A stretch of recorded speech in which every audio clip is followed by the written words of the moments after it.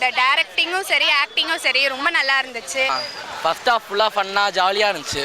Second ஹாஃப்லாம் ரொம்ப எமோஷ்னலாக போய் நல்ல படம், செம்மையாக இருக்குது. எல்லாரும் சூப்பராக இருந்துச்சு. ஒரு ப்ராப்பர் என்டர்டைனர், ஃப்ரெண்ட்ஸ் ஃபேமிலியோட வந்து என்ஜாய் பண்ணலாம். செகண்ட் ஹாஃப் செம்மையாக இருக்குது. செகண்ட் ஹாஃப் தான் படமே. ரியலி ஃபர்ஸ்ட் ஹாஃப் வந்து ரொம்ப அவருக்கான மாஸ் கொடுத்துருந்தாங்க ஸ்கூலில். செகண்ட் ஹாஃபில் வந்து கொஞ்சம் லாஸ்ட் ஒரு 40 to 50 minutes கிட்ட எமோஷன்ஸ் கலந்து எடுத்தாங்க.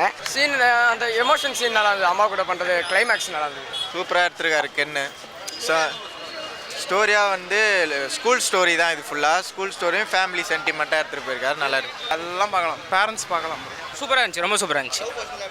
லவ் போர்ஷனோட ஒரு பையன் எப்படி சக்ஸஸ் ஆகிறான் அதை தான் மெயினாக சொல்ல பார்த்துருக்காங்க. லவ் வந்து லைக் ஒரு பார்ட் ஆஃப் லைஃபாக தான் சொல்ல பார்த்துருக்காங்க. அதோட மெயினாக பேரண்ட்ஸ் எப்படி அண்டர்ஸ்டாண்ட் பண்ணிக்கிறாங்க, லைஃப் எப்படி அண்டர்ஸ்டாண்ட் சூப்பராக பண்ணியிருக்காரு ப்ரோ. படம் நல்லா இருந்தது ப்ரோ. ஆக்சுவலாக எதுக்காக வந்தேன்னா, யார் இது எஸ்டிஆரா தலைவர் ஃபேனு. எஸ்டிஆர் 51 நான் இருக்கேன். அஸ்வத் மாரிமுத்து டைரக்ஷன். கென்னோ வந்து எஸ்டிஆர் 51. ஸோ அதனால தான் நான் வந்தேனே. லெவலில்